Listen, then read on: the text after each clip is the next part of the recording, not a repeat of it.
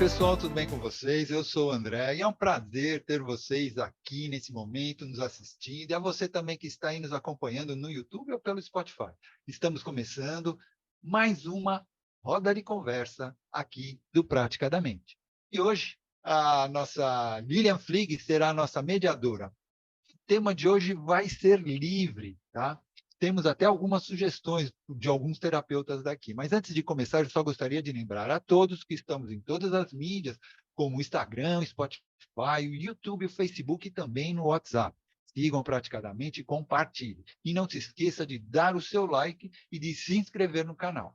Mas antes de passar para a nossa mediadora, gostaria de agradecer ao nosso patrocinador Therapy. Therapy é uma plataforma de gestão para terapeutas e vai te ajudar a organizar seus clientes, serviços, tarefas e eventos. Tudo de uma forma simples e prática, tá bom? E você também pode encontrar dentro dessa plataforma cursos e que você também pode botar seus cursos.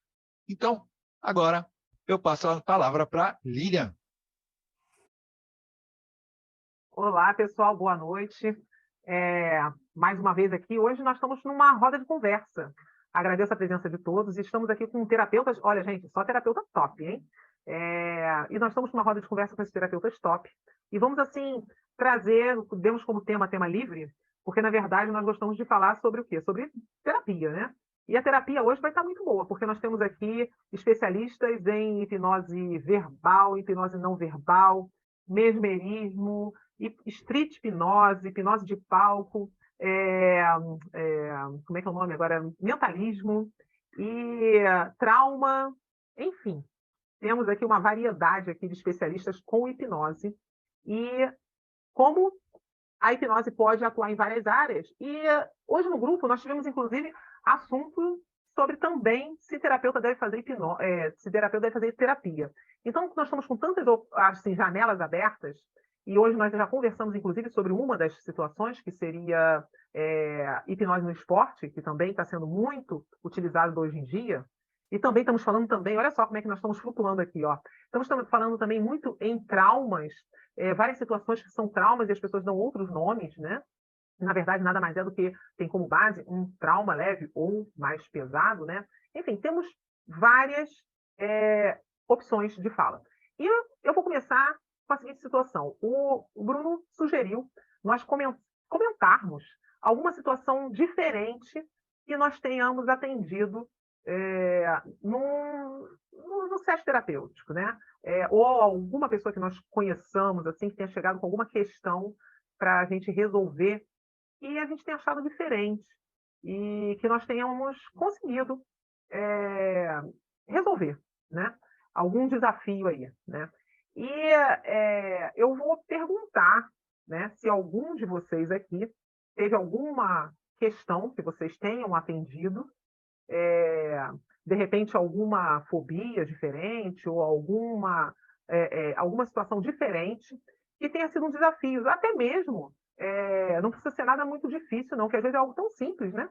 Até mesmo com relação ao esporte, como nós falamos, que a pessoa quer ter um desenvolvimento e vem com uma sugestão diferente. Então, assim, eu vou perguntar se alguém aí gostaria de começar a falar desse tema. Olá, boa noite a todos. Tem uma coisa interessante que eu quero compartilhar com vocês. Jean-Martin Charcot, né, quando ele começa a trabalhar com histeria e ele descobre o transe hipnótico, ele resolve colocar a hipnose para tratar das pacientes dele, né, para separar a histérica de epilética, que era tudo junto. Ele descobriu que ele poderia pegar, por exemplo, um transtorno de uma paciente e transferir para outro. Então, Charcot fez muitas demonstrações, né, dentro da Santo Tetré. Ele pegava dois pacientes, vamos supor, uma era gaga e o outro era paralítico. Ele pegava e transferia as doenças. Então, quem era gago ficava paralítico e quem era paralítico começava a andar, mas ficava gago. Então, ele fazia muito essas transferências para provar, na época, a capacidade da mente humana. E é muito interessante porque pouca gente estuda Charcot, né? E Charcot está na base da hipnose. Então, muitos fenômenos que a gente vê hoje, que a gente acha estranhíssimo, Charcot já trabalhava e fazia as coisas mais estranhas do mundo dentro da Sainte Tetré. Ele tinha 2.000 internas, né? Então, a obra desse cara é incrível para quem trabalha com hipnose. E pouca gente conhece ele. Só deixar aí uma aberturinha. Eu gosto demais de Charcot, mas também gosto de Deleuze, de Barão de Pontet, de La Fontaine. Eu gosto dessa galera toda, inclusive Kardec. Dentro desse processo, eu, muito enxerido, resolvi fazer, né? E aí, vou deixar a pergunta para os colegas, inclusive para você. Eu comecei a usar o hand drop, colocar a pessoa em nível de alma e colocar tudo, fazer todo esse processo. Mas umas 2 vezes, não é todas as vezes quando eu uso a hipnose não verbal ou a hipnose mesmérica, eu meio que acabo adormecendo junto. Meio que eu desloco, assim, a sensação de eu estar andando no quarto. É normal essa situação? Porque apesar de eu sentir que estou fora do corpo, meio que flutuando, eu ainda tenho controle. E quando isso aconteceu, foram os melhores resultados de terapia que eu pratiquei. A minha questão é, por que aquele sono, assim, insaciável, assim, eu me senti o Chico Xavier psicografando. Eu não entendi a tua pergunta. Como é que é, André? Como é Se que... é normal durante o processo da hipnose não verbal, em alguns casos, quando você vai atender, e eu não sei qual é a relação disso, o hipnotista meio que quer adormecer junto. Eu não sei se eu entrei no transe junto, ou comecei a controlar as coisas só pelo mental e perdi a ação do corpo, mas era um caso de luto. Eu cheguei na casa de Amanda, vou dar nome, fictício, cheguei na casa de Amanda, que tinha lá a dona Creuza, e a gente começou a conversar. Ia atender a Amanda, fibromialgia, ia atender uma série de situação. Só que ela falou assim: olha, como eu já passei por 2 sessões e tive uma resposta muito boa, eu trouxe a dona Creuza, né? A dona Creuza, processo de luto. E ela já, na minha percepção, e eu não posso nominalizar, porque eu sou terapeuta, não sou um profissional, também sou um profissional da saúde, mas dentro do protocolo, eu vi que ela tremia muito, tinha muito espasmo, já no começo de uma situação. E nessa sessão que eu adormeci, ela se sentiu curada. Eu estou usando revigorada, né? A minha questão dentro do processo, né? E eu estou vendo que tem bastante gente que lida com energia dentro das terapias. A minha questão é normal, às vezes, você perder o controle do corpo, porque daí eu comecei a pegar leve nessas técnicas, que é aquela técnica do quarto estágio da psicologia, que se chama transconversacional junto. Fiz um balaio de negócio, e o negócio deu certo.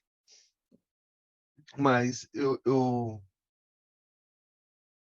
Ah, abre aí, responde para nós, homem. Explica. O Irmo está dizendo aqui no chat, é Ah, normal dentro da hipnose não verbal, né? Vamos lá, gente, só para vocês entenderem o conceito.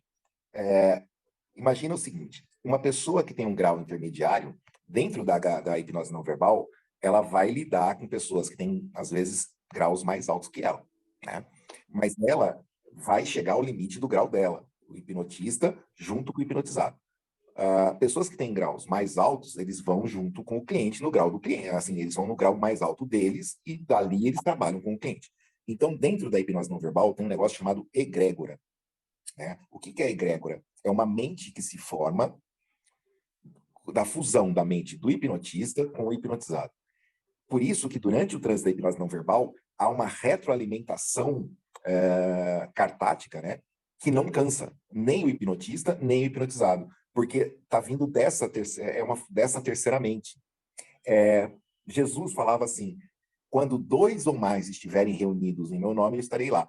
Por que precisa 2 ou mais? Porque você precisa de 2 ou mais pessoas para formar a egrégora, né? Então, a egrégora é formada sempre com 2 ou mais pessoas que estão reunidas para um propósito. No caso da hipnose não verbal, você está ali reunido, né, você com o seu cliente, com o propósito do quê? De fazer um trabalho terapêutico com aquela pessoa. Então, há uma formação da egrégora e um hipnotista que tenha grau hipnótico alto, ele entra no processo junto com o hipnotizado.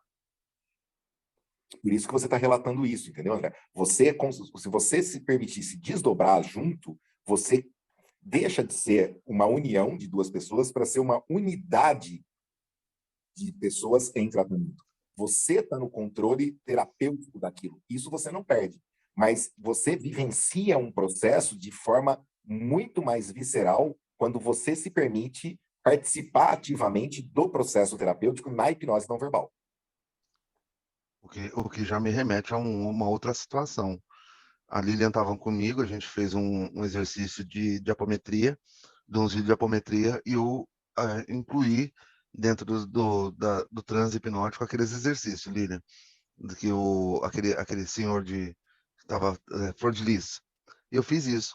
Na época, nós estávamos na pandemia e estava difícil o acesso à casa das pessoas.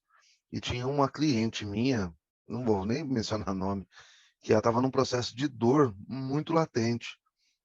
E quando eu comecei a fazer o downtime, fazer essa coisa de mergulhar para dentro, minha dupla vista, vou colocar dessa forma, tá? Um jeito mais simples.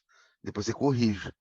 Minha dupla vista falava assim, ó, eu não consigo fazer a hipnose direto na cliente, mas através da mediunidade do marido dela, eu consigo acoplar, como você está falando, e fazer o passe à distância. Eu curei, não, curei. Ela dessensibilizou 2 bicos de papagaio que estava fazendo ela perder o sentido do braço. Foi muito bacana esse processo. Estou compartilhando, na verdade, para a gente poder ter assunto, tá? Na verdade, o que pode ocorrer aí que eu faço é por campo mórfico, né? O campo mórfico, ele independe de tempo e de espaço, isso que você estava falando, André, certo? Eu já fiz várias vezes, inclusive regressão, e funcionou. Então, você conecta com a energia daquela pessoa, como o Irmo estava falando, né?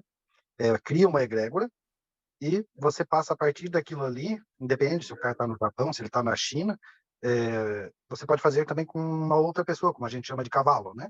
Posso botar, por exemplo, o André no transe, e ele vai falar como se fosse outra pessoa, e faço uma regressão com ele ali deitado, e a outra pessoa lá, o André vai falar como se fosse outra pessoa. Então, isso é uma egrégora, é energia. Então, esse é um campo, assim, bem, né, que tem muito, muito, muito mesmo a ser estudado, né? Mas se consegue fazer, eu faço. Mas não sei se era essa a sua pergunta, ou se está Não, relacionado a isso. era um bate-papo, porque eu tô dando essa volta toda para falar do Charcot, né? Hum. Porque dentro do processo de hipnose e desse campo de energia que nós estamos conversando, eu não lembro se foi Charcot, se foi Deleuze que eu li. Ele fala que esse processo ele é tão visceral, gostei da palavra, a ponto de o próprio subconsciente da pessoa determinar a hora, o dia e o remédio que a pessoa vai tomar para curar a enfermidade dela. Uhum. Você Então, tem uma ideia, gente? Isso é muito estudado. Reich estuda muito isso. Tanto é que ele vai buscar o que ele chama de energia orgon, né? Então, essa energia orgon que Reich vai trabalhar e vai pesquisar, que ele acha no sangue, principalmente, né, no plasma, Reich fala o quê? Que é uma energia biofísica, né? Por ser biofísica, ela é compartilhada. Então, eu consigo compartilhar minha energia biofísica com outra pessoa, a ponto dela sentir o que eu sinto. E é uma coisa bem estranha, porque quando você começa a trabalhar com isso, você percebe a sua mão, por exemplo, hoje eu consigo sentir, é como se fosse, assim, o corpo da pessoa, só que eu sinto o corpo da pessoa expandido. Então, assim, eu não preciso mais pôr a mão no corpo físico. Muitas vezes eu toco com 2 palmos, 3 palmos de distância, e eu sinto como se o corpo dela estivesse ali. Eu trabalho ali em cima, entendeu? Como se eu estivesse tocando ela. Mas é um negócio que você adquire com o tempo da hipnose não sim, verbal. Não é uma isso. coisa que eu de noite. Mas é muito louco. Assim, para mim, eu tô tocando fisicamente. Mas não tá. Eu tô, às vezes, a 1 metro de distância. Mas é físico, gente. É uma sensação que eu sinto hoje física. É como se eu estivesse com o corpo ali. Só que ele tá a 1 metro de distância. E é muito louco porque a pessoa responde ao toque que eu tô dando certinho. Hipersinestesia, magnetismo, mesmerismo, mexe tudo com Hipersinestesia, né? Assim, eu tenho estudado bastante a hipersinestesia, inclusive eu estou esperando o prefácio do meu novo e-book, né, sobre o processo cartático dentro de terapias diversas, né? Então eu estou explicando o que é, assim, o título do e-book chama O Poder do Processo Cartático. Então eu resolvi escrever sobre isso, e a hipersinestesia, ela é muito mal compreendida ainda. Então, eu bato bastante em cima dela. E também sobre a própria percepção, que é uma coisa também que as pessoas, às vezes, se perdem. Eu acho interessante, assim, olha, nós estamos chegando numa situação, em termos terapêuticos e em termos, inclusive, da medicina, nós estamos chegando numa situação bem interessante, que é quase que vamos dizer assim, uma união sendo cada vez mais necessária entre a ciência e a espiritualidade ou religiosidade. Eu não sei se ainda vão criar um outro nome para isso, porque não é religião, que entra essa parte aí de energia, né? É uma energia... Hoje aceitam um negócio chamado bioenergia, que é bioenergética, que vem de Reich. Reich foi o primeiro assim, é que as pessoas não querem aceitar os estudos de Reich, porque muita gente acha que Reich era teórico igual Freud. Não. Reich catava uma ideia, levava para laboratório, colocava em microscópio e queria ver. Então, Reich deixou toda uma obra, não só descrevendo um processo, mas como comprovando, dentro dos recursos que ele tinha na época, aquele processo. Então, ele mostra, por exemplo, que o nosso sangue, se você dissolver o sangue em solução salina, ele vira bíons azuis, né? Uma pessoa saudável. E uma pessoa que tenha câncer, por exemplo, ou tá com uma bioenergia muito ruim, dissolve um bacilo T, que ele chamou de bacilo TOT, que é bacilo da morte. Então, ele conseguia assim, fazer um diagnóstico se uma pessoa estava com um organismo bioestável ou se estava já com alguma biopatia. O que é biopatia? É uma apatia da vida, é uma doença da vida. Só com o sangue. E esse conceito dele hoje, né, está sendo muito trabalhado, que nem agora a medicina está aceitando a autoemo, né, a autoemoterapia. Óbvio que colocaram um monte de outros recursos para implementar e ganhar dinheiro, porque tirar sangue era de uma seringa e injetar no braço, tirar da veia e injetar no braço, você só tem o custo da seringa. Né? Então, eu fiquei curada do chikungunya com a autoemoterapia. A autoemoterapia serve para tudo, gente. Assim, você pegar Fiquei impressionada com a rapidez que eu fiquei boa utilizando a autoemoterapia. Eu estava muito ruim. Então, porque quando você faz autoemo, você aumenta o número de macrófagos no seu corpo. Mas não é muito aceito por muita gente. Mas o que acontece, que eu estou querendo dizer é o seguinte, que eu estou percebendo que muitas pessoas que estão querendo, às vezes a pessoa está querendo separar, né? Não, tem que ser só aquela parte da científica comprovada e tal. Só que hoje, devido a nós termos cada vez mais equipamentos, inclusive por causa dos nossos equipamentos melhores, cada vez nossos equipamentos estão ficando mais com uma como é que a gente fala? Com uma análise, né, melhor com relação a detalhes. Isso, preciso. Está com uma precisão melhor, cada vez a precisão dos nossos equipamentos está cada vez melhor. Então, isso está fazendo com que essa parte energética, eu não sei se uns falam energia ou bioenergética, como o irmão falou, né? Se acople à ciência e trabalhem em parceria juntos. Claro que eu percebo que muita gente não aceita, mas isso está se tornando uma realidade. A gente, quando trabalha, eu gosto muito de puxar para o lado da ciência, apesar de eu gosto da parte energética, trabalho com isso, e eu gosto sempre de estar pautado nessa parte da ciência, né? Diga, Vivi. Ai, meu microfone tá ligado? Tá. Então, essa parte da ciência é muito interessante, né? Principalmente dessa bioenergia que as pessoas têm falado, né? Eu fiz um tratamento aqui de alergia através disso. O que eles fazem? Eles pegam um vidrinho que tem ali, vamos supor, o pólen, né? Eles fazem aquele teste muscular para ver onde está tudo mais fraco, na hora que você segura o vidrinho, aí ali confirma que o seu corpo está rejeitando aquilo. E depois eles pegam o pólen, nesse caso, colocam numa maquininha e essa máquina transmite umas vibrações que eles pegam uma ponta de metal e vão colocando através do corpo. Hoje em dia eu posso chegar perto de um gato, posso andar a cavalo, que não tem problema nenhum. Então, é bem interessante como a bioenergia funciona, sem medicamento, sem nada. Esse relato que você está falando, Vivian, chama radiestesia, radiônica. Tem radiônica, você consegue um estudo fantástico através de compensações bioenergéticas. Tem um livro que chama A Vida Secreta das Plantas. Esse livro para quem gosta desse assunto de bioenergia, é fantástico. Chama Vida Secreta das Plantas. Eu não tenho aqui. Eu tenho PDF. Compartilha com a gente. Mas é interessante que esse tratamento, misturando essa coisa de energia com cura e tudo mais, ele só pode ser feito por enfermeiras. Só a enfermeira consegue ir para a escola, tirar a licença para poder... Ou seja, está aí a energia misturada, o místico misturado com a ciência, né? Uhum. Ô, galera, Floral.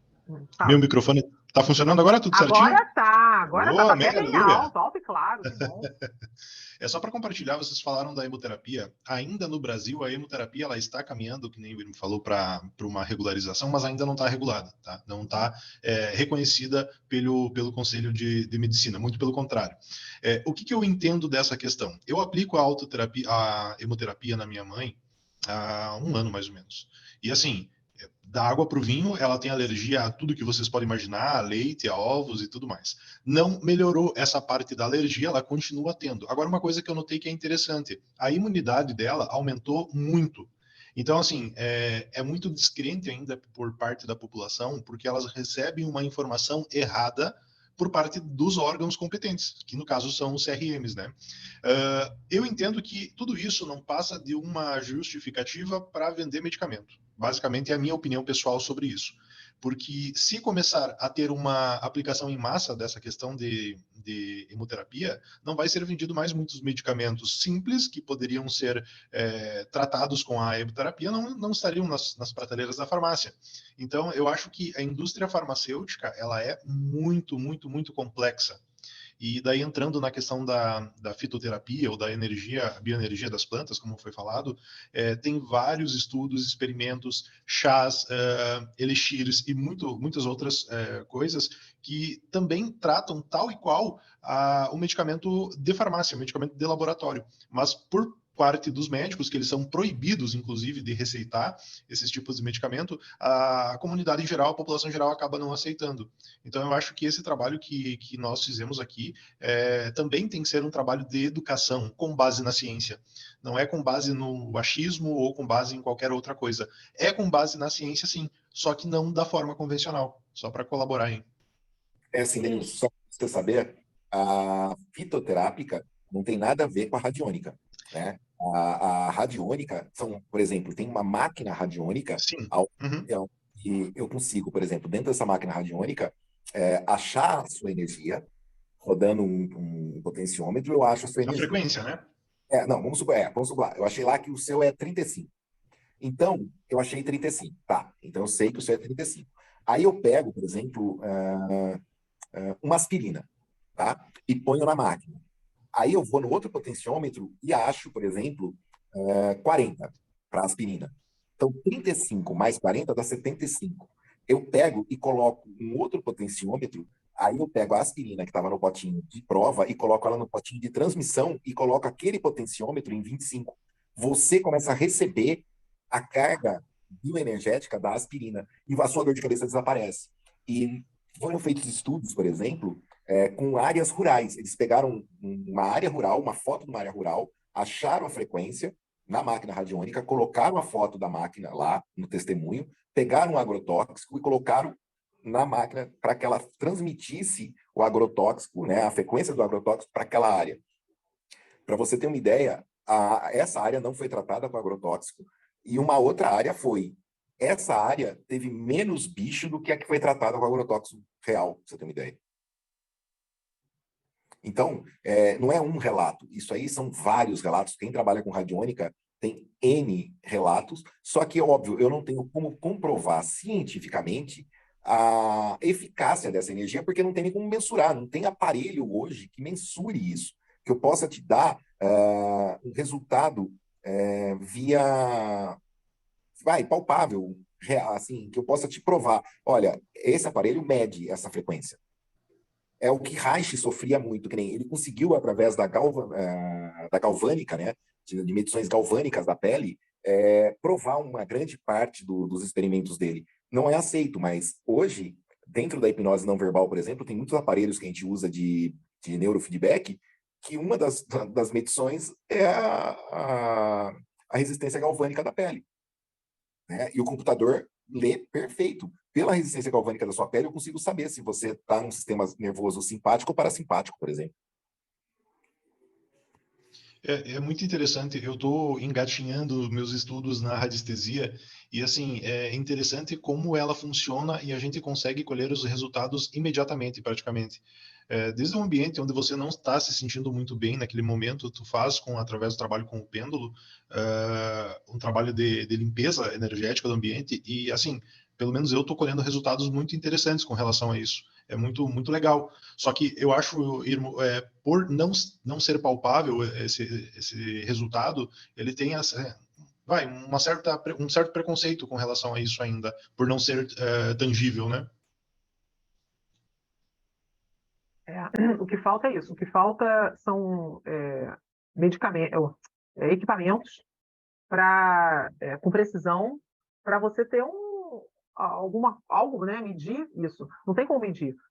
Então, enquanto isso, o que pode ser feito é você ir fazendo os atendimentos, você fazendo as anotações e, através dos resultados dos casos, você vai fazendo essa medida, né? Agora, que a gente vê que existe várias situações, existe. Agora, isso tudo, eu percebo também que é necessário a pessoa envolvida também querer que aquilo funcione, né? O querer da pessoa, e aí entra aquela situação, né? Até onde não tem a ver isso aí na verdade, a nossa mente né, tá aberta para essa mudança ou não, né? Lilian, ideia, tem um aparelho agora, ele lembra muito o Teremin. O Teremin é um aparelho que você vai chegando próximo com a mão, ele muda o som. E já tem pessoas tocando, né? O Teremin. Sei. Você não precisa bater, você não precisa tocar. Eu conheço. Isso. E agora inventaram um que você conecta nas plantas. E cada planta tem um som, emite um. Mas não é um som, tipo, contínuo. É uma harmonia. É como se ela estivesse cantando. Uhum. Eu quero comprar esse aparelho ainda. Eu não consegui achar. Ele é muito caro ainda, os que eu achei. Mas deve ter alguma versão mais baratinha na China. Mas eu ainda vou achar, porque é muito doido esse aparelho. Você põe um grampo, por exemplo, numa folha e o outro grampo na outra, e daqui a pouco começa a surgir um som. Mas é um som, tipo uma melodia daquela árvore. E a minha irmã virou bem. Quando você estiver num lugar que tiver várias árvores, olha para as árvores. Elas sempre vão estar apontando para a árvore líder. Eu falei, tá bom, né? Na época eu falei, tá, minha irmã, de novo. Só que daí eu comecei a olhar em vários lugares, realmente, se você olhar num grupo de árvores, elas sempre estão viradas para uma árvore líder. Interessante.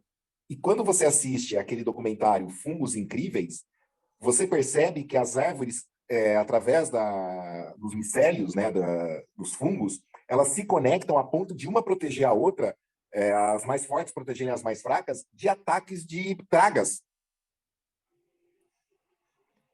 Quem não assistiu esse documentário, eu recomendo muito, chama Fungos Incríveis ou Fungos Fantásticos, está no Netflix.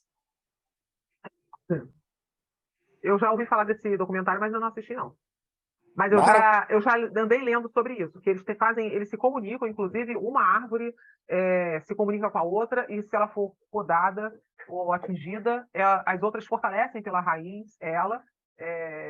Não sei se vocês já leram sobre isso. Elas se intercomunicam por baixo e ajudam a outra, e elas vão saber aí se está vindo algum ataque, alguma coisa que possa também atingir as mais distantes. Elas têm uma intercomunicação aí, né? Que aí pode-se dizer que talvez tenha algo a ver com decifrando o campo morfogenético, como o Dalmo falou, né? De uma certa forma, nós todos estamos intercomunicados. Eu não lembro onde eu li isso, mas tem os índios americanos, eles tinham quando eles iam cortar uma árvore, eles chegavam, tipo, escolhia a árvore que eles iam cortar. Só que eles davam a primeira machadada na árvore do lado. Então, eles davam uma machadada da árvore do lado para depois cortar essa árvore. E aí, um dia perguntaram para eles, por que vocês fazem isso? Por que vocês primeiro dão uma machadada, tipo, mete o machado na que não interessa, isso?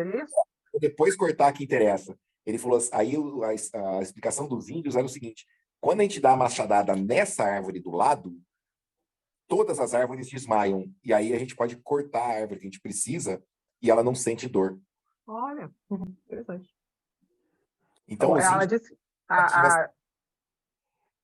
a Vivi disse que o tratamento que ela fez se chama Bioenergética Intolerance Elimination. Não sei se falei certo, mas... Não, é isso mesmo. É tipo assim, eliminar A as intolerância. mutações, né, do corpo através da intolerância daquilo que você tem, né? E é muito interessante que tem uma da mulher que é nessa clínica que eu ia, ela se curou de câncer fazendo esse tratamento. O interessante que você está falando, o princípio do floral é esse. O princípio do floral, para funcionar, é você pegar a energia, a flor, né, daquela flor, e a pessoa utiliza para fazer o equilíbrio aonde a pessoa está precisando, né? Exatamente. Porque o floral é energético. Uhum. Né? Agora, deixa eu te falar, eu acho interessante, assim, quando a gente está atendendo uma pessoa, a gente percebe, pelo menos eu, né? Eu, né? Não sei se todo mundo é assim, mas eu acredito que sim. A gente percebe a energia da pessoa que vem com aquela situação, né? A gente começa a perceber. E eu acho interessante, assim, na verdade, eu acredito que nós ainda vamos chegar nessa tecnologia. Se nós começarmos a perceber todo o ser humano, ele fala, né? Tá aí como é que é o nome daquele que faz leitura que veio aqui? É Fábio, ou irmão? Que fez a leitura aqui, que falou da fisionomia. Fábio Peloso. Fábio Peloso. O Fábio Peloso estava falando com relação. Ele fala no Instagram dele, aí estava falando da sobrancelha, eu achei bem interessante, de ser mais espesso ou mais rala, e aí ele ligando isso à parte hormonal do corpo. Ele fez toda uma análise ali muito interessante, e que se você for medir a pessoa em termos dessa parte hormonal, você vai ver que exatamente ela tem aquela quantidade necessária para ela ter a sobrancelha mais grossa ou mais fina, mais rala ou mais né, ou às vezes a pessoa nem tem a sobrancelha, e o que isso representa energeticamente na ação da pessoa, no dia a dia da pessoa. Então, assim, nós estamos totalmente ligados com toda essa carga energética. E conforme a gente vai atendendo, a gente vai criando, assim como na hipnose não verbal, a sensibilidade de perceber a situação da pessoa sem precisar de tantas palavras. A gente consegue meio que quase que visualizar o que ocorre com a pessoa, de tanto que a gente atende. Às vezes a pessoa chega ali, ela começa a falar, e aí quando você conduz na hipnose, no caso, estou falando eu, né?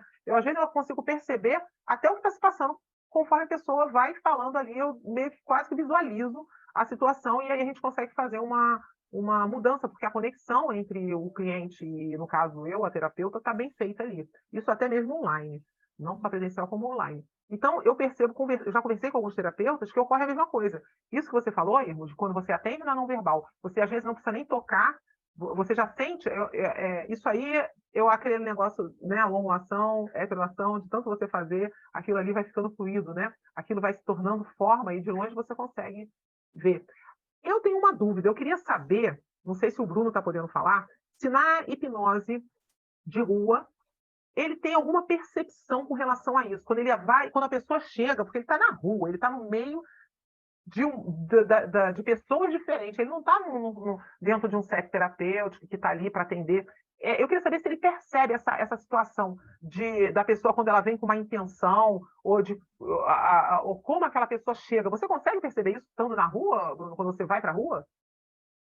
Quando eu estou na rua fazendo street, eu percebo as pessoas mal intencionadas? É isso a pergunta? É isso. Você percebe, e tem a ver com o resultado? Se é aquilo mesmo, você acaba vendo que é aquilo que você percebeu? Na verdade, sim, eu consigo perceber. Isso está mais para a questão da linguagem corporal. Quando a gente está interagindo, né, está fazendo aquele rapport inicial antes de aplicar qualquer hipnose, uma das técnicas que a gente utiliza muito é estudar bastante linguagem corporal, porque a gente identifica sinais de abertura, de rivalidade, de amistosidade, se a pessoa está parando para te dar atenção, se está com os olhinhos brilhando, se a linguagem do corpo está favorável, se ela cruza os braços, se ela se afasta, se ela faz desprezo com a boca, fazendo desdém. Então, toda hora eu estou analisando isso. Então, quando eu estou falando algo, a pessoa que está em sintonia comigo, ela tende a fazer assim com a cabeça, então eu já vou captando. Quando a pessoa ela discorda do que eu estou falando, ela dá uma afastada, ela se protege com o braço. Então, geralmente eu tenho um nível de assertividade muito grande. Eu disse, olha, essa pessoa aí está para me sabotar. Aí, mesmo assim, quando eu sei que a pessoa ela está querendo me sabotar, ainda ela se dá mal comigo, porque eu utilizo o mentalismo, né, com uma carta na manga, para hipnose que não vai funcionar, ou porque a pessoa não quis, ou porque ela quis, mas o contexto não estava adequado, por algum motivo qualquer. Então, mas sim, dá para perceber. Pessoas que vêm só para querer sabotar, por exemplo. Recentemente eu fui fazer uma apresentação num shopping que teve aqui. Estava tendo um treinamento para professores, e era para falar sobre novas tecnologias. Aí o que você deve estar pensando? O que tem a ver com hipnose? Me chamaram justamente para falar da questão do enfrentamento dos docentes diante das novas realidades tecnológicas. Aí que era para falar de crença limitante, para fazer uma demonstração com hipnose, para mostrar o quanto a mente da gente influencia na questão da crença, né? Tipo, muitos professores achavam que trabalhar com novas tecnologias não era para ele, que eles eram mais velhos, não sei o que, aquela coisa toda. Aí, quando eu fui fazer uma demonstração com os professores, eu identifiquei logo quem era que queria me sabotar. Aí eu já joguei logo assim, ó, se você não acredita em hipnose, se você não está a fim de fazer, por algum motivo você não quer se entregar, não precisa provar nada para ninguém. Você simplesmente nem precisa nem se levantar para vir aqui, fica só olhando.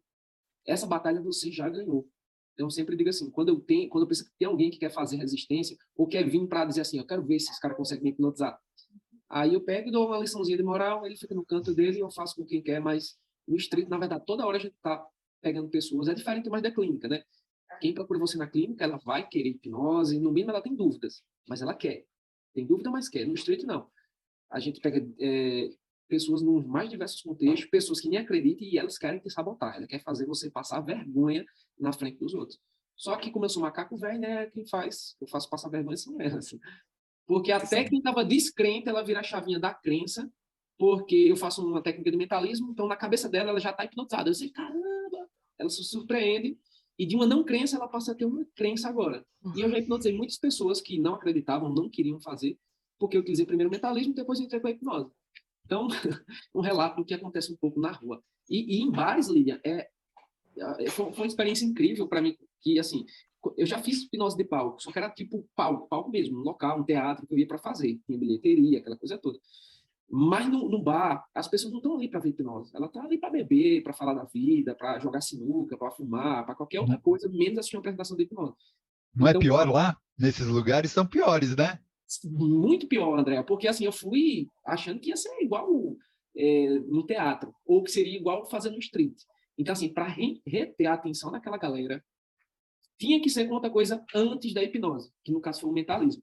Porque todo mundo querendo sabotar, isso aí não funciona, não sei o quê, ninguém entra aí na minha mente, não sei o quê, uns amigos bebos querendo hipnotizar outras pessoas. Aí foi onde o mentalismo me salvou. A Andrea sabe, né? A Andrea acompanha algumas apresentações. De vez em quando a Andrea faz parte de algumas apresentações aí. Aí o pessoal, quando viu uma apresentação, disse, cara, não faz sentido, não. Agora eu quero passar pela essa tal da hipnose.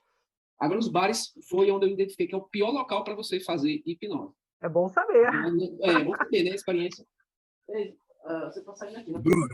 Bruno, você vai fazer uma live, você estava falando sobre orgasmo hipnótico, é isso? Isso, vai ser amanhã. Você usa isso no seu relacionamento? Com certeza. Tem que usar, né? Eita. Imagina... Não, vou falar não, deixa pra...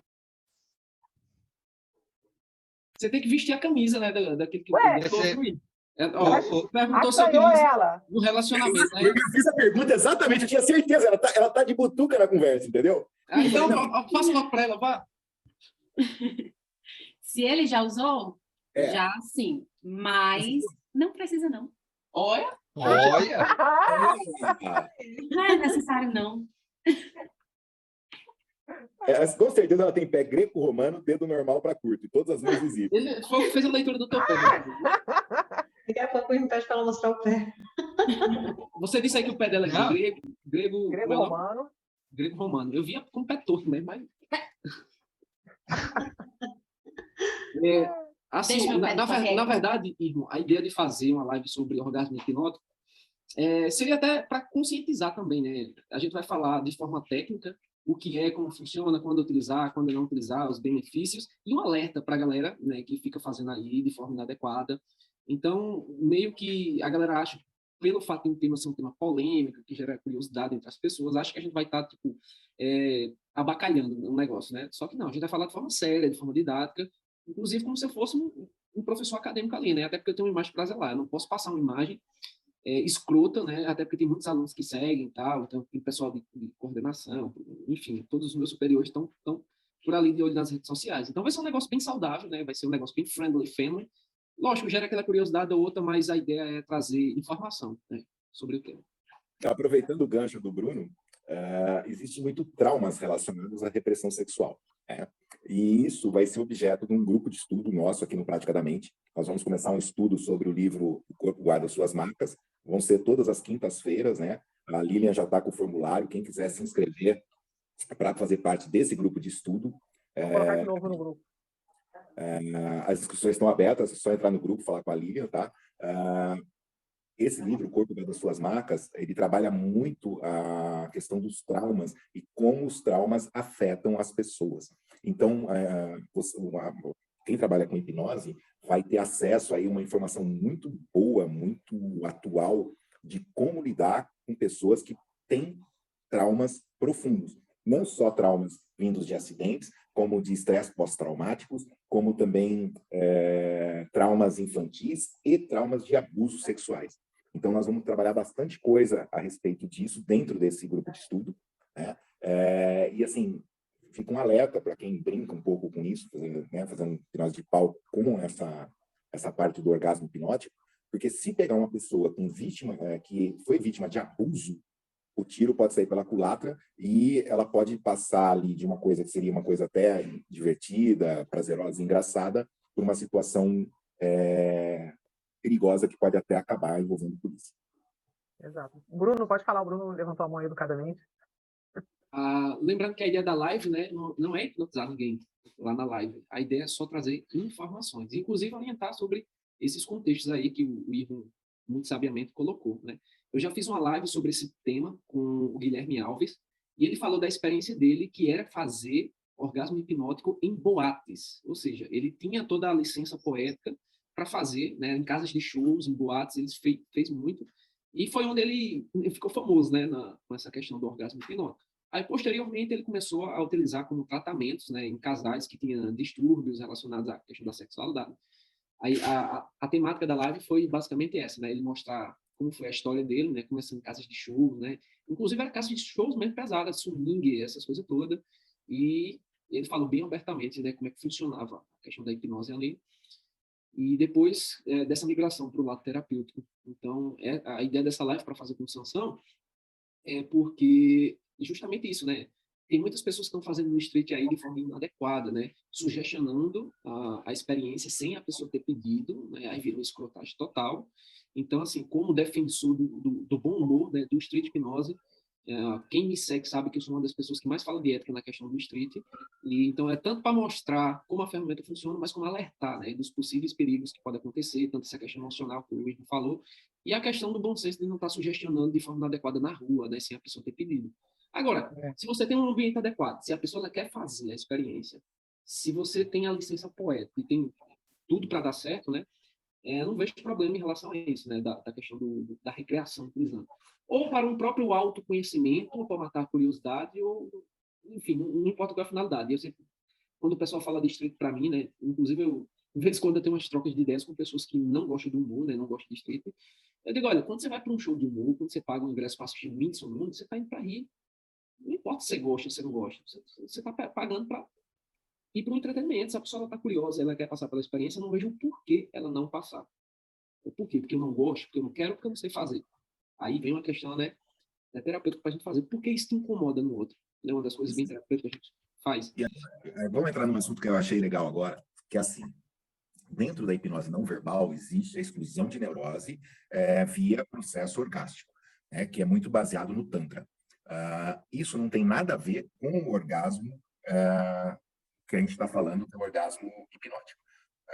Mesmo porque existe um percentual, é aí que eu quero fazer a pergunta, né, principalmente para as mulheres, 80% das mulheres não sabem o que é sentir um orgasmo.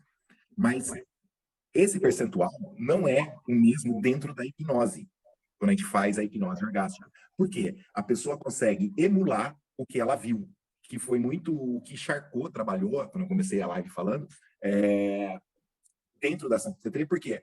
Ele chamava de histéricas epiléticas. Por que histérico-epiléticas? Porque a histérica, ela tem um grau hipnótico alto e ela emulava a epilepsia, né? A diferença de uma para outra é que a histérica, ela parava com as convulsões quando você põe a mão no peito, e a epilética não. Então foi assim que ele conseguiu separar, né, dentro daquele grupo de pacientes, quem era histérica real e quem era epilética real. Né? Então foi a primeira vez que houve uma separação de histéricas e epiléticas em alas diferentes.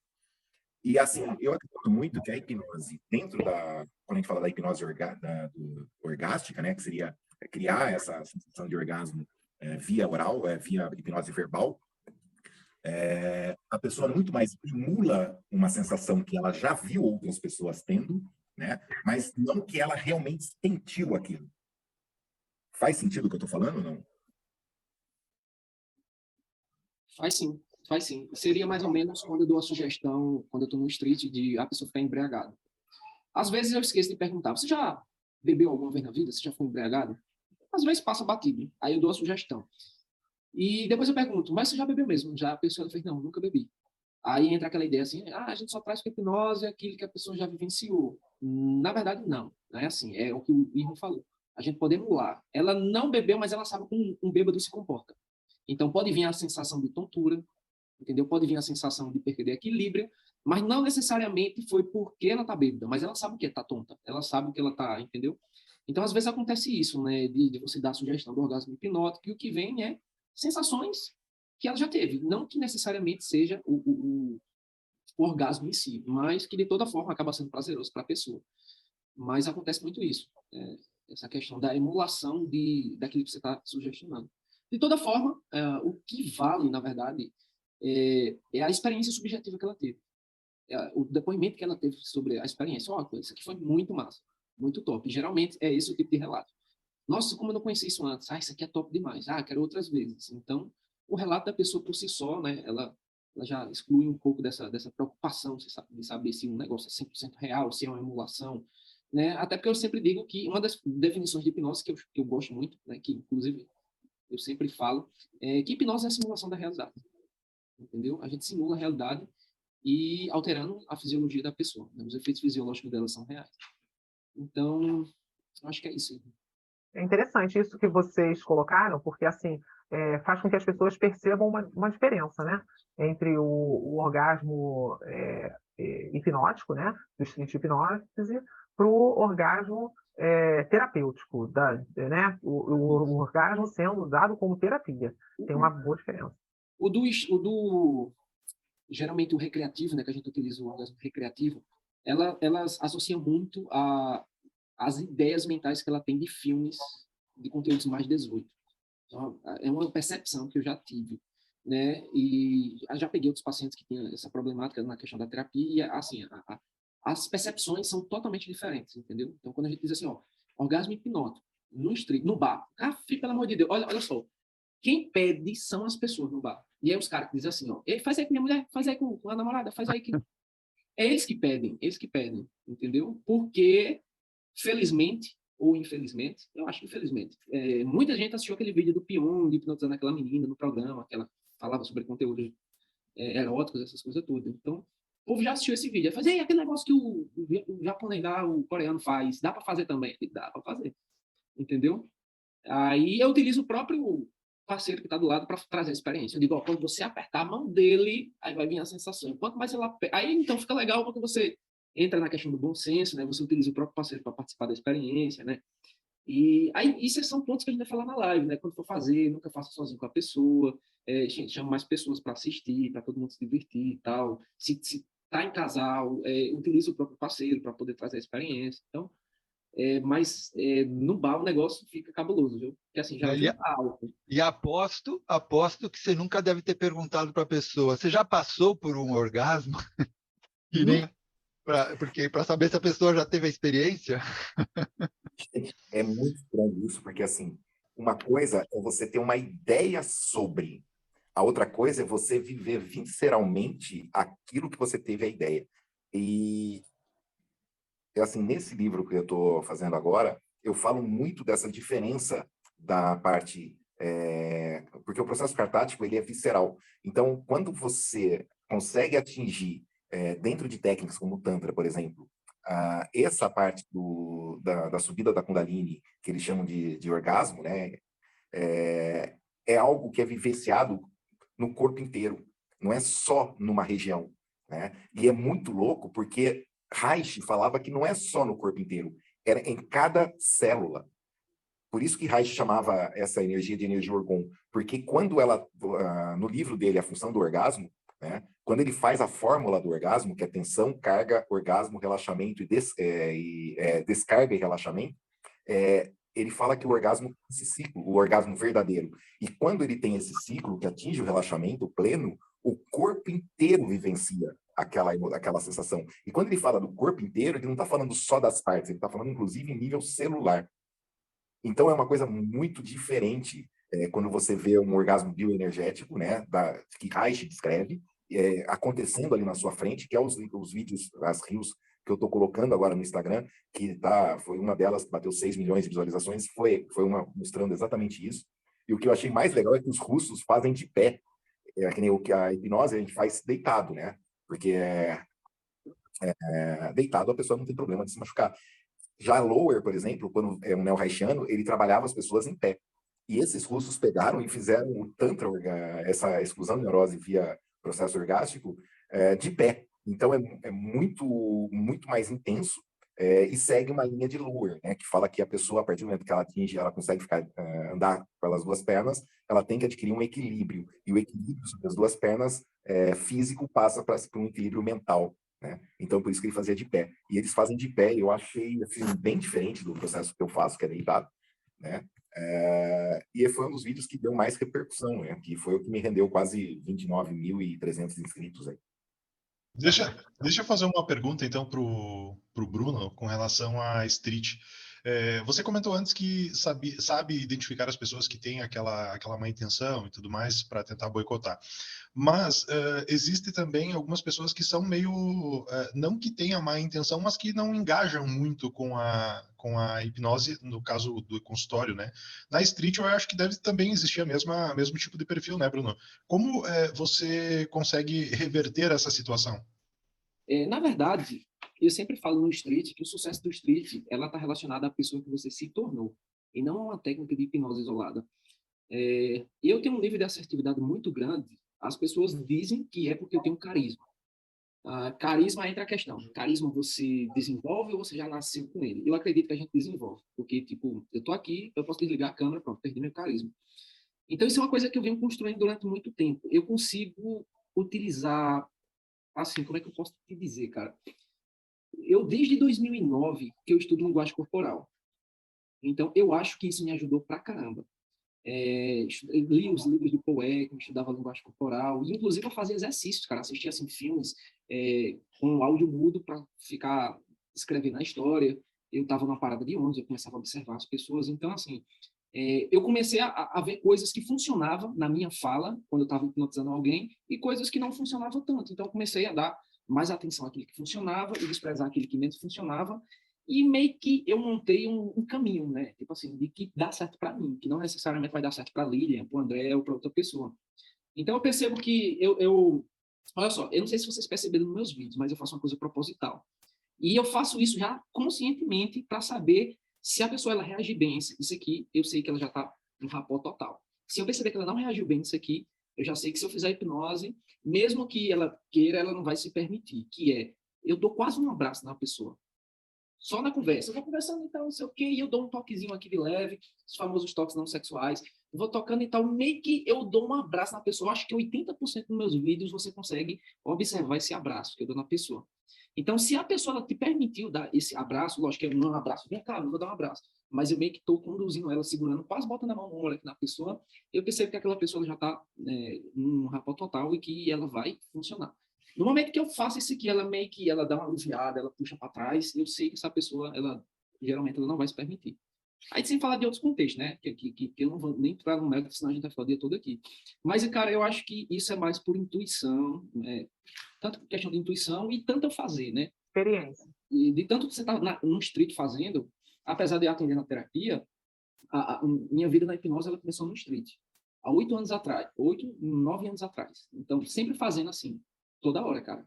E nos ambientes mais inóspitos que você possa imaginar de uma pessoa fazer street. Já fiz dentro da igreja, dentro de um culto evangélico, não dizer o pastor sem perceber. Só porque ele disse para mim que não acreditava na hipnose, eu fiz lá dentro da igreja.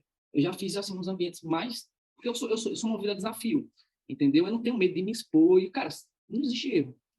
Funcionou, funcionou. Se não funcionou, corrige o que não funcionou e eu vou meter a cara de novo. Então, eu acho que isso me ajudou, né, a ter esse nível de assertividade. Por isso que eu digo, a hipnose de street, ela vai dar muito certo, mas não é por causa que você sabe fazer hipnose, não é porque você decorou o protocolo, a indução e dá a sugestão. Ela, na verdade, é o resultado da pessoa que você se tornou. Então, quando a pessoa olha para você e ela já se sente confortável com você e você já ganhou ela só nos primeiros trocas de olhares, né? Porque a linguagem ela começa muito antes de você falar qualquer coisa para ela. No momento que eu vou me aproximando para a pessoa, o inconsciente dela ela tem milésimos de segundos para poder dizer, não, isso aqui eu confio, isso aqui eu não confio. E você pode passar 2 horas fazendo DVL, você pode falar 2 horas fazendo pré-talk, tentando gerar essa conexão. Se ela não foi com tua cara, se ela não gostou de você, possivelmente, né, na verdade, a chance é muito grande dessa pessoa não estar nessa experiência. Então, eu acho que é isso, cara.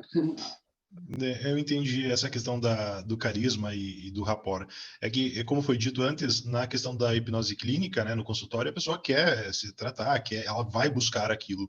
Na street, não, tu pega pessoas aleatórias, totalmente desconhecidas, óbvio, tu vai selecionar quem vai e quem não vai. Eu confesso que eu tenho um pouco de medo da street, ou de qualquer outra brincadeira de churrasco aí que a gente faz, porque, e se não der certo, pode ser que a minha imagem, a experiência vai por água abaixo, digamos assim. Denilson, Dentro na verdade, isso daí é o que eu mais escuto dos meus alunos que vão fazer street. E se der certo? E como é que eu vou ficar?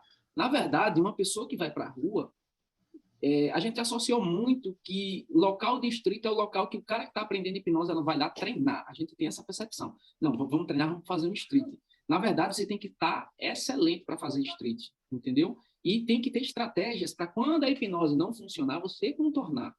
Entendeu? Então, é isso que eu faço. Quando eu vou para o street, cara, ó, você entendeu? Eu vou para shows, eventos. Se você me chamar agora para qualquer canto que envolve hipnose, eu tô indo com a cara e a coragem, sem medo de errar. O não eu já tenho, eu estou correndo atrás do sim. Mas caso acontecesse não, eu tenho que estar preparado para como reagir. Então, em vez de você ficar preocupado, né, com sua imagem, e se não der certo, o que vai acontecer, você tem que buscar estratégias para quando isso acontecer, você contornar. Entendeu? Uma delas que funcionou muito bem comigo foi o mentalismo. Que o mentalismo, eu consigo fazer uma pessoa que não passou pela hipnose por 2 motivos. Ela não quis fazer, ela quis me sabotar, ou ela queria, mas simplesmente não rolou. Entendeu? E você, no seu pré-talk, você tem que deixar bem claro que a responsabilidade da hipnose acontecer não é sua, não, filho. É deles. Você é um guia, você é um GPS, você traz as instruções. Então, se você fica assim com medo dessa ideia de que, eita, cara, mas se der errado, minha autoridade vai por água abaixo, então o pré-talk do street está errado. O da clínica está certo, mas o do street está errado.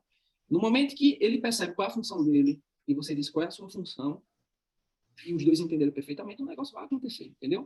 Aí você faz essa... O Bruno é tão forte no mentalismo que ele consegue fazer a pessoa do outro lado do telefone adivinhar a carta que a pessoa escolheu. Então, quer dizer, a pessoa que está na frente dele vai falar, peraí, tem alguma coisa errada aí, tem alguma coisa... Não, só para você ter uma ideia. Isso é macumba. Existe um negócio chamado pseudo-hipnose, tá? Que você tem que dominar, né? A pseudo-hipnose, ela é a base do street. Porque se der errado qualquer indução, tem a pseudo-hipnose para você criar o rapport necessário, né? Você é bom de conta, Denilson? Não. Tá, então Tanto é que eu faço enfermagem. Então faz o seguinte, eu vou fazer uma experiência com você, você não me fala nada até o final, tá bom? Tá bom. É rápido. Pensa no número de 1 a 9. Tá. Faz esse número vezes 9. Eita, vou ter que puxar a calculadora aqui agora. Puxar, é melhor. Pega o celular aí. Tá. Tá, ótimo. Agora presta atenção. Não me fala nada até o final, tá bom? Tá bom. Esse número que você está vendo aí na calculadora tem 2 dígitos, correto? Sim. Soma o primeiro com o segundo.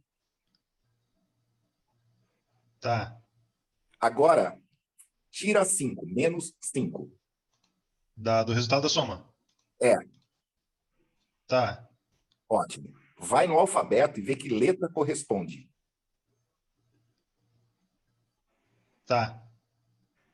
Agora, não me fala mais nada. Pensa num país com essa letra. Rápido. Tá. Vai na Isso quinta aí. letra do país e pensa em um bicho. Desculpa, eu não entendi. Vai na quinta letra desse país e pensa em um bicho. Tá. Rápido. Vai na primeira letra desse bicho e pensa numa cor. Tá. Você acha realmente que na Dinamarca tem macaco marrom? Jura por Deus que você acha isso? Ué, vai saber, né? Não, macaco azul, não é? Não, macaco marrom. Macaco Ele- marrom, é. Macaco O marrom. M é porque você associa o M direto com o macaco e depois eu associei a primeira letra com marrom. Olha a irmã aí, mandando aí nos mentalismos daí. Essa vai ficar gravada, né? Vou ter que prestar atenção mais tarde. Isso aí vai ficar Começar a gravado. fazer André, também. quando um mentalista vê outro fazendo, a gente fica com a língua coçando para poder revelar o segredo, mas não pode, né? Não pode. Ué, mas aqui é grupo de estudo, aqui pode. Não, aqui é live, tá Ah, gravado. Tem uma regra do mentalismo que é o Sei lá. seguinte: Pós-live. uma regra do mentalismo é que os segredos do mentalismo têm que ser guardados às 7 chaves, só deve ser ensinado em um curso, não abertamente. É igual a mágica, cara. Se todo mundo, você já pode ver que as mágicas que tem disponível na internet são mágicas já batidas, que todo mundo já ouviu falar, e não tem graça. Agora, as mágicas mais incríveis, os efeitos de mentalismo mais incríveis estão guardados debaixo de 7 chaves. Se todo mundo sabe, não tem valor, né? Perde Perde a graça, né? Perde a graça. Por exemplo, quando eu faço o do toque fantasma, hein, André? Isso aí é o campeão, né, André? Esse é fantástico. Cara, eu toco aqui na pessoa, pá! Aí a outra pessoa sente o toque. E Sente começa o a falar os locais do toque e a pessoa... E é incrível, e é incrível como a outra pessoa sente o toque. E depois ela vai ver no vídeo, porque ela não entende nada na apresentação. Depois ela vai ver no vídeo, por exemplo, alguém grava, né? Ela vê no vídeo e fala, nossa senhora, eu senti que ele me tocou mesmo. Esse do toque, eu acho que eu fiquei quase 2 meses olhando. Eu descobri, mas demorou 2 meses. Hoje eu faço também, mas eu descobri por conta própria. Mas eu sofri para descobrir. Eu acho que eu tenho umas 5 variações de toques diferentes. Depois que eu descobri, eu consegui fazer um monte. Mas assim, até você descobrir a primeira... E aí você pena. É porque, na Não, verdade... não é descobrir, isso é mentalismo, pô. Porque é o seguinte, não tem aquela... A gente leva aquele mesmo princípio da mágica com o mentalismo. Quando você faz a primeira mágica, a gente não repete a mesma mágica. Por quê? Porque a primeira, todo mundo estava desatento com o que ia acontecer. Você pegou, ela está focada na experiência, na primeira experiência que você faz. Na segunda, não. Ela já está no olhar crítico, ela já está olhando para o ambiente, ela já está olhando para a tua mão, ela já está olhando para todo canto. Então, na segunda vez, a chance de uma pessoa começar... Imagina você que ficou não sei quanto tempo, né? Porque uma das coisas que é mais incrível do mentalismo, olha o bichano ali, apareceu ali. Tá aqui do lado. É que o mentalismo, ele utiliza muito o efeito de dupla realidade. E aí, Línia, é muito difícil de você descobrir, Línia, porque o que está acontecendo com você é uma coisa, o que está acontecendo com o participante é outra. E o público entende outra coisa. Então, para você pegar um negócio desse, você tem que penar. Então, geralmente, na apresentação, onde você vai fazer a apresentação e vai embora, cara, ninguém descobre, não. É praticamente impossível uma pessoa descobrir assim, logo de cara. Eu sei bem. Tanto é que eu gosto muito do mentalismo, porque, para mim, eu adoro, mas ele vira um desafio de quebra-cabeça. Eu quero compreender como, porque eu gosto de saber como, né? Como acontece. É a mesma coisa da hipnose não verbal. Eu me aprofundei tanto porque eu queria saber como o processo acontece. Coloquei lá no curso, André, para ele aprender todos os efeitos de mentalismo mais incríveis de uma vez só. O curso do Bruno é bom. Ele gosta de descobrir, né? Ele não gosta de pegar já pronto, não. Ele é muito autodidata. Não, e eu gosto de descobrir o como. Eu vejo um processo, eu quero entender aquele processo. Eu acho que isso a Línia vai entender. Ficou muito mais forte nesse e-book que eu estou fazendo agora, porque eu consegui. Quando você consegue compreender o processo, você consegue enxergar ele em outros lugares, entendeu? Que você nem achava que era aquele processo.